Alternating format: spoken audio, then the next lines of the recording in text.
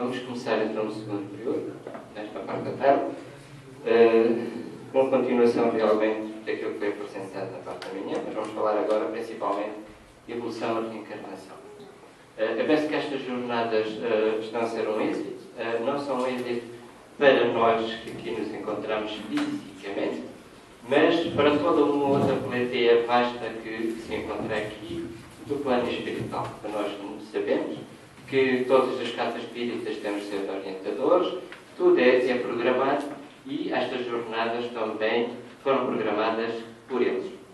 Então aqui, entidades de todos os graus de evolução, do outro lado da vida, também para realmente eles poderem levar daqui esse conhecimento e poderem aprender como nós aqui estamos para aprender e estamos a caminho realmente do progresso e estamos a evoluir. Então eu vou começar o trabalho desta tarde com a apresentação de um pequeno pensamento, mas antes disso tudo vamos elevar o nosso pensamento a Jesus e vamos lhe pedir para que Ele, nesta hora, nos possa auxiliar, nos possa amparar e que Ele possa estender as suas mãos davidosas então por todo o universo, que Ele possa nos envolver com o seu amor, com a sua humildade e que nós possamos, nesta hora, Mestre Jesus, sentir a Tua presença amiga. Tu, que és o Mestre, Tu que nos trouxeste os conhecimentos para que nós possamos realmente atingir a perfeição e chegar à plenitude, nessa busca interior de cada um de nós possa fazer. Pedimos, Senhor, que nos envolvas hoje, agora e sempre. Que assim seja.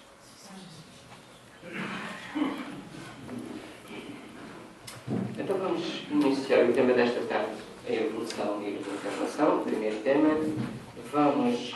Eu vou começar o tema, a apresentação do tema, com um grande pensamento. Um pensamento de Leon Denis. Leon Denis, que ele foi um grande filósofo espírita, ele nasceu em França. Ele, aos 18 anos, ele tomou e travou contacto com o livro dos Espíritos e tornou-se adepto do Espiritismo. Ele foi, então, um dos principais continuadores do Espiritismo após a morte de Allan Kardec.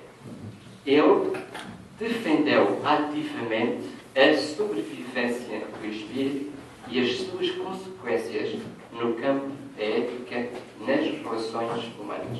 Então, um grande pensamento realmente deste filósofo, muitos de nós conhecemos. Na planta, a inteligência dormita, no animal, ela sonha, só no homem acorda. Conhece, possui-se e torna-se consciente. Este é um grande pensamento, tem a ver claramente com todo o tema de hoje, em termos da evolução, da inteligência e da evolução. Então, a partir daí, o progresso, de alguma forma fatal, nas formas inferiores da natureza, só se pode realizar pela vontade e de acordo com a vontade humana e com as leis eternas. Isto também só pode acontecer com tudo isto.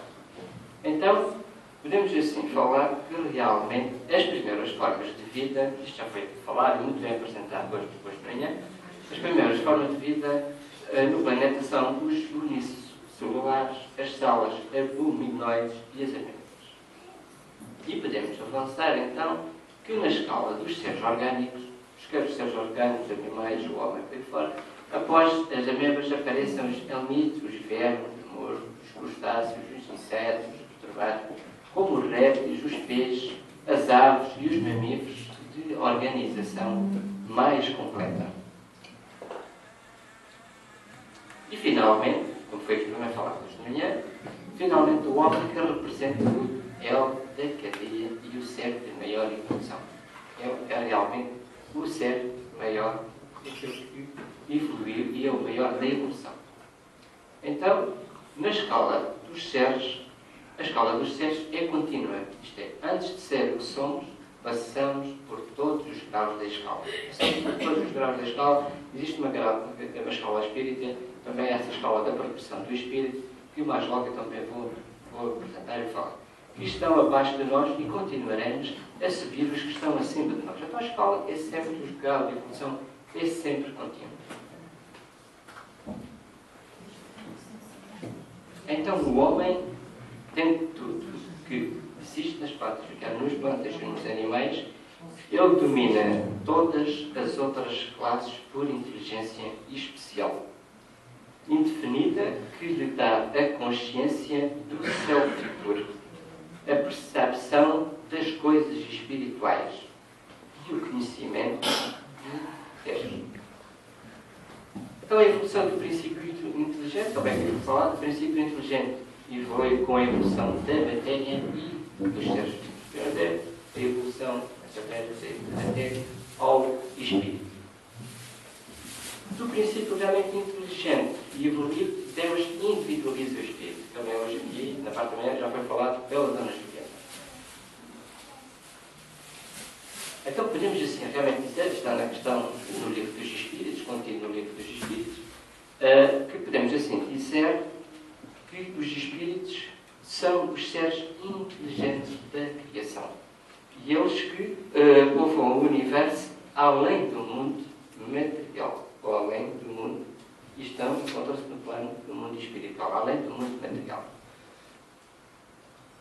Então, as leis da evolução e as leis do que o Espiritismo prega é uma sublime lei de evolução. Lei de evolução, que é algo que está contida no livro dos Espíritos, no quarto livro. No quarto livro, sabe que o livro dos Espíritos divide-se em vários livros. O primeiro livro é as causas primárias, o segundo dos Espíritos, os Espíritos. O terceiro livro, as leis morais. E o quarto livro, as esperanças e consolações. Não temos é que uma das leis que o Espiritismo prega é a sublime lei realmente da evolução. E todos os seres evoluem permanentemente, desde a mão até ao homem. Tudo está em constante evolução.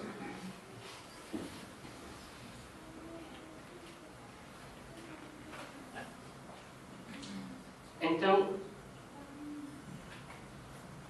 tudo o que existe está realmente em contínua evolução. O universo, digamos que o universo também está a evoluir, e o universo também, tanto o elemento universal, tudo está realmente em evolução, tudo aquilo que existe. Além do universo, os mundos também estão em evolução.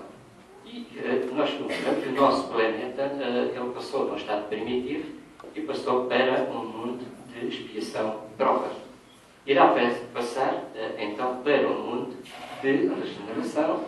Depois do mundo da regeneração, passará para o mundo dos mundos felizes e, a seguir, para os mundos divinos, o mundo divino. E nós, neste meio todo, vamos também evoluindo e vamos também crescendo realmente, espiritualmente, porque é uma das nossas missões, nós aqui, eu aqui falo, é a nossa evolução. Nós estamos aqui, neste planeta Terra, também estamos para espiar, para provar, mas, além disso, estamos aqui para a nossa mudança e a nossa transformação, para crescermos. É isso. Nós estamos aqui realmente para crescer. Então,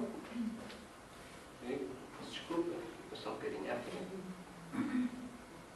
Então, os mundos e os seres, tanto os orgânicos, aqui os orgânicos, podemos falar realmente do homem e dos animais, e dos vegetais. Pronto, nascem, crescem, reproduzem-se e morrem. Portanto, os orgânicos e os inorgânicos, então, são diferentes. Eles não têm uma vitalidade, sem movimento próprio. E vamos aqui falar dos minerais, da água e do ar. E eles, tanto em conjunto ou isoladamente, eles continuam a evoluir.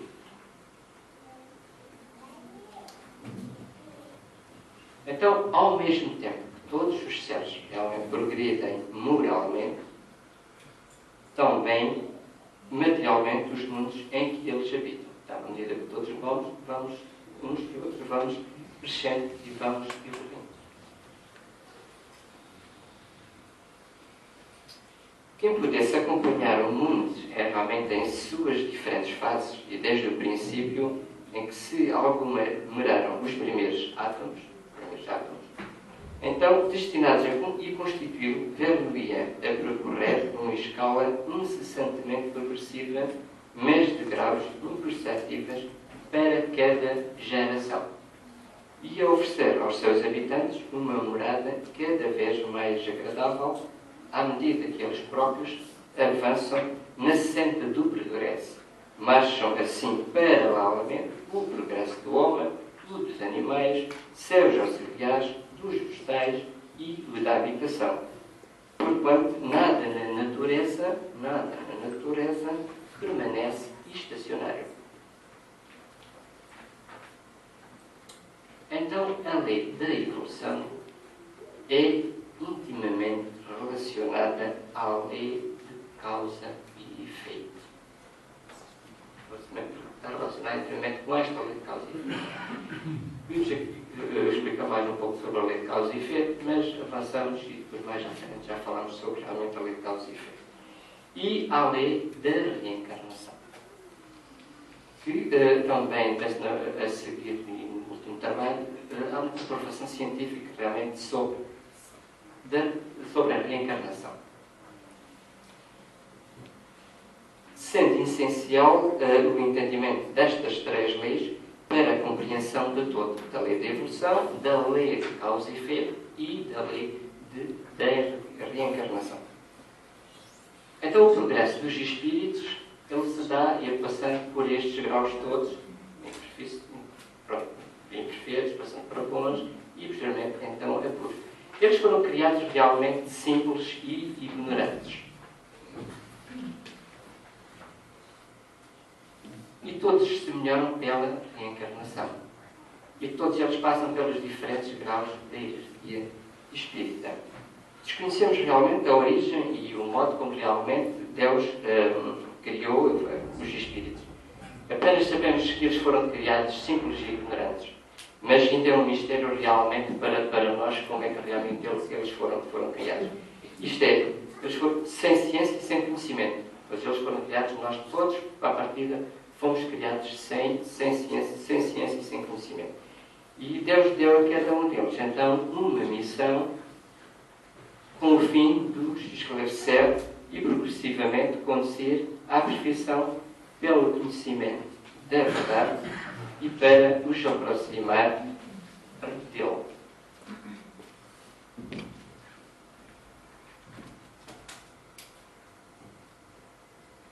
Então, a escala espírita, nós passamos então por estas escalas. A terceira escala são normalmente os espíritos imperfeitos. A segunda escala dos espíritos bons. E a primeira ordem, a segunda ordem, a segunda ordem dos espíritos bons.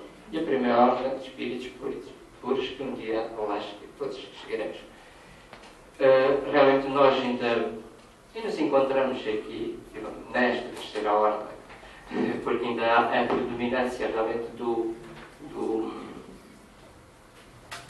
da matéria sobre nós e ainda temos então todos os vícios, ainda somos imperfeitos, então, do orgulho, da vaidade, do egoísmo e das paixões. Então o progresso moral é uma consequência realmente do progresso intelectual, mas nem sempre o segue imediatamente. O progresso intelectual conduz ao progresso moral, pois dá aos homens a compreensão do bem e do mal, e assim o homem pode escolher, através do seu livre-arbítrio, ele pode escolher. O desenvolvimento do livre-arbítrio segue o desenvolvimento da inteligência e aumenta realmente a responsabilidade do homem pelos seus atos. Está contido na questão 780 do Livro dos Espíritos. Então, realmente, este orgulho e egoísmo são realmente os chagos da humanidade. E que realmente, além do orgulho e do egoísmo, também as paixões, a vaidade, por fora de tudo isso, sabe, que o homem realmente não progrida como devia progredir. Enquanto nós realmente não banirmos então estas duas chagas, então continuaremos aqui. Estamos a evoluir, mas podemos marcar passo. Então, o progresso intelectual e o progresso moral raramente marcham juntos, mas o que o espírito não consegue em dar tempo, ao transforma-se em outro, de modo que os dois progressos acabam por atingir o mesmo nível. Então, na verdade, o atual progresso alcançado pela humanidade representa um esforço evolutivo de milénios. Então, o progresso é principalmente resultado de um esforço individual e quanto maior for o nosso empenho, melhores serão os resultados alcançados. O progresso dos espíritos é o fruto do nosso próprio trabalho, mas como são livres, trabalham no seu próprio adiantamento, com maior ou menor atividade, com mais ou menos negligência, segundo a sua vontade, acelerando ou retardando o progresso e, por conseguinte, a sua própria felicidade. Então, observando os diferentes graus evolutivos existentes na humanidade terrestre, uma só existência corporal, uma só existência, não é manifestamente insuficiente para que o espírito possa adquirir todo o bem e adquirir e eliminar o mal que lhe sobra. Então, para atingir realmente a perfeição, são necessárias várias existências, não é só numa existência, e Deus concede os meios através das provas da vida corpórea. É preciso realmente nós voltarmos à Terra com um novo corpo para progredirmos. É aqui, em contacto uns com os outros, em contacto com a matéria, que nós vamos evoluindo. Nós, depois de desencarnar no outro lado, como espíritos do corpo físico, nós também continuamos a evoluir. Mas é aqui, em contacto com o elemento material, que nós continuamos evoluindo. Lógico que nós sabemos que a evolução é gradual, é paulativamente, mas todos vamos lá chegar. Então, a alma que atingiu a perfeição durante a vida corpórea acaba de depurar-se, submetendo-se à prova de uma nova existência. Ao se depurar, a alma sofre sem dúvida uma transformação, mas para isso necessita da prova da vida corpórea. Todos temos muitas existências e que a alma se reencarna em outro corpo. Esta é a questão 166 do livro dos Espíritos.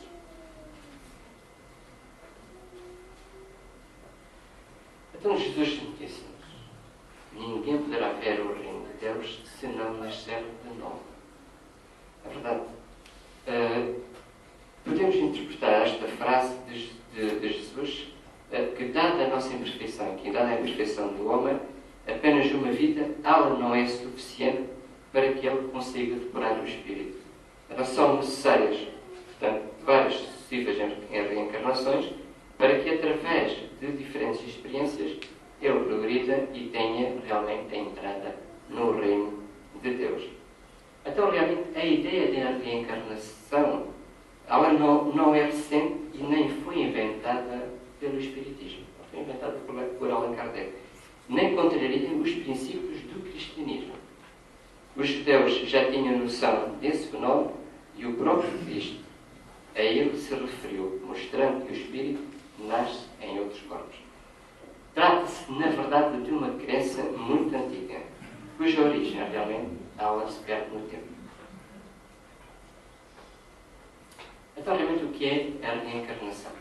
Então, a reencarnação é a volta do espírito à vida corpórea, mas em outro corpo especialmente formado para ele, para as suas condições, para as suas necessidades evolutivas e que nada tem em comum com o antigo. Não tem nada. O antigo, nós não voltamos à Terra ou não, no mesmo corpo. Este corpo realmente apenas serviu para esta existência. Nós não partimos para outro e não voltamos neste corpo. Voltamos sim, no outro corpo, precisamos renascer noutro corpo.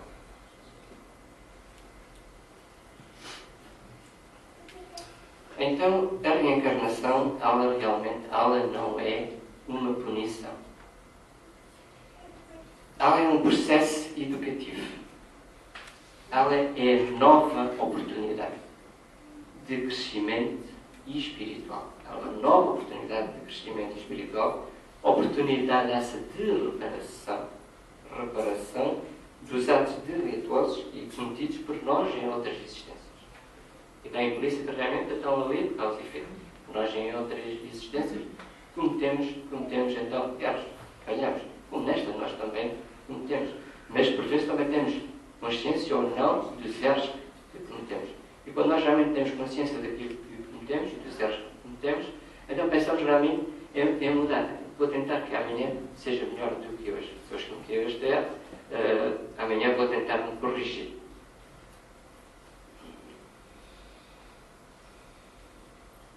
Então a passagem dos espíritos pela vida corpórea, ela é necessária para que eles realmente possam realizar, com a ajuda do elemento material, os propósitos cuja execução Deus lhes confiou. E é necessária é bem deles, visto que a atividade que então se veem obrigados a desempenhar ajuda-os a desenvolver a inteligência.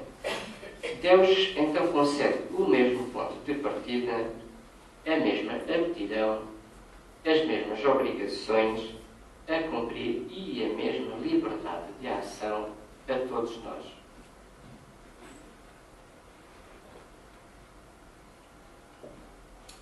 Então, Leon Denis, neste livro, O Problema do Ser e o Destino da Dor, ele diz: a reencarnação, afirmada pelas vozes de além-túmulo, é a única forma racional porque se pode admitir a reparação das faltas cometidas e a evolução gradual dos seres. É um livro muito bom, nós penso também temos já à venda, se estiverem interessados. Até qual é realmente a finalidade da reencarnação? Expiação, mas ela é só expiação, não é só expiação. Nós sabemos que na Terra temos também seres que devem evoluir a missão para que realmente todos nós possamos evoluir com o seu contributo nos vários planos na arte, na ciência, por tudo isso. É um melhoramento progressivo, então, realmente, da humanidade. E sem isso, sinceramente, sem isto, onde é que estaria, então, a justiça de Deus? O Espírito, em condições de enfrentar a parte nobre da criação, também visa realmente outro fim, a reencarnação. E visa, então, este Espírito, em condições de enfrentar a sua parte na obra da criação. É para executá-la que ele toma um aparelho em cada mundo, em harmonia com a sua matéria essencial, a fim de nele cumprir as ordens de Deus. E dessa maneira, concorrente para a obra geral, também progride. Expiando nossas faltas, aprendendo com as provas a que somos submetidos, cumprindo rigorosamente a missão a que nos propomos na pátria espiritual, colaborando na grande obra da criação e desenvolvendo nossa inteligência, estaremos dando largos passos a caminho da evolução e, consequentemente, da nossa própria felicidade.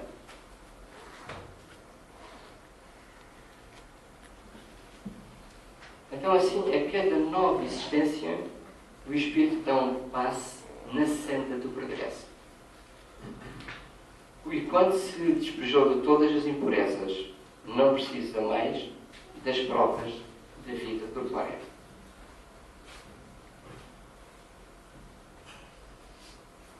Então, o número de reencarnações não é o mesmo realmente para todos os espíritos. Aquele que avança rapidamente poupa-se das provas. Não obstante, as encarnações sucessivas são sempre muito numerosas, porque o progresso é quase infinito.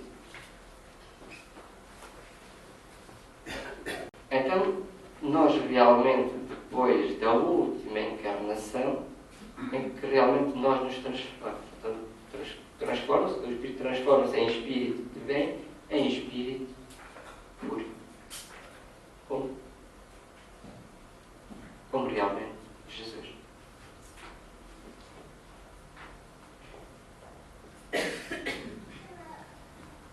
Com a reencarnação, então a reencarnação baseia-se nestes dois princípios da misericórdia e da justiça de Deus. Então, com a reencarnação, realmente desaparecem os preconceitos de raças e castas. Nós pertencemos só a uma raça, a raça divina. Somos filhos realmente de Deus. Só realmente essa raça. Então, nós realmente podemos nascer, podemos rico ou pobre, chefe ou subordinado, livre ou escravo, homem ou mulher. Se, depois da reencarnação se funda na lei da natureza, o princípio da fraternidade universal, também se funda na mesma lei o da igualdade de direitos sociais e, por conseguinte, o da liberdade. Está contido, então, na Gênese.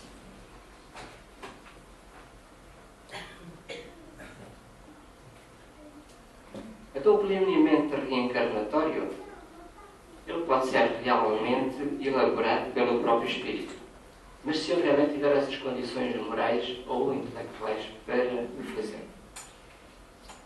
O planeamento pode ser delegado, então, a um espírito esclarecido, caso o reencarnante não ofereça realmente essas reencarnações, essas condições.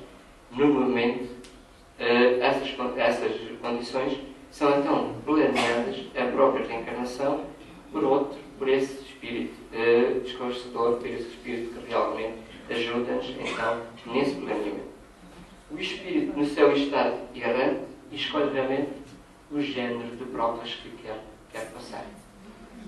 Que deseja sofrer, inicialmente consiste, então, o seu livre-arbítrio. Ele pode realmente escolher os pais, pode escolher o tipo de corpo, pode escolher se quer ser homem ou mulher, porque nós não somos só, como temos várias existências, não somos só homens ou mulheres, passamos por essas duas situações. O tipo de voto, e nada disto realmente acontece sem a permissão de Deus. E também o planeamento, e aquilo que realmente nós temos que passar aqui, não acontece realmente sem a permissão de Deus. Então, os espíritos superiores, eles nos esclarecem, escolheste apenas o género de prova, os detalhes são consequência da posição escolhida e, frequentemente, de vossas próprias ações. Só os grandes acontecimentos influem no destino e estão previstos. Só os grandes, realmente, os grandes acontecimentos, os mínimos detalhes, isso não está realmente previsto. O planeamento reencarnatório prevê, então, estas linhas de raios, realmente, de todos estes acontecimentos.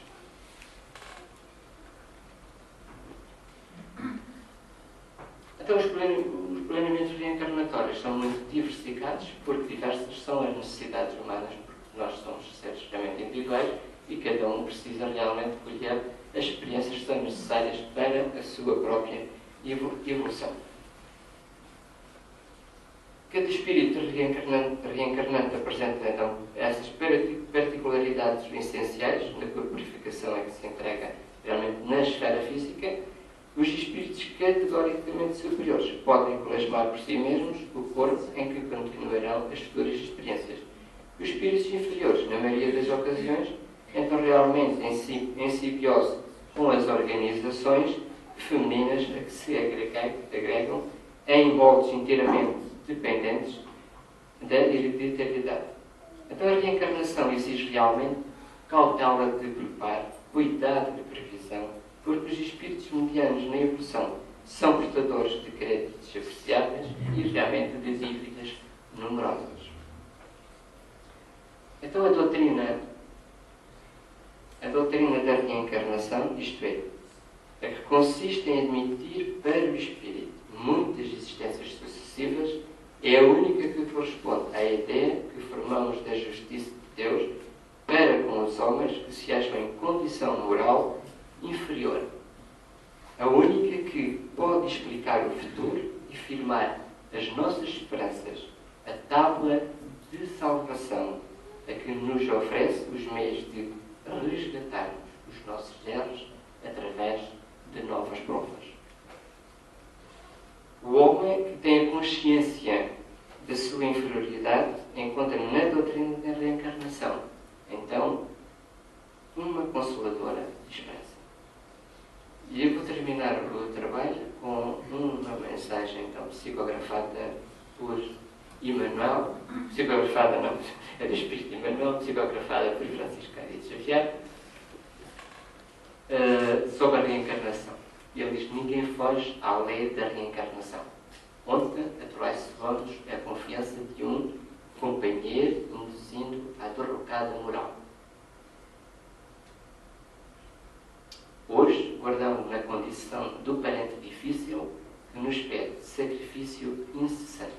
Ontem abandonamos a jovem que nos amava, inclinando-a ao mergulho na lagoa do vício.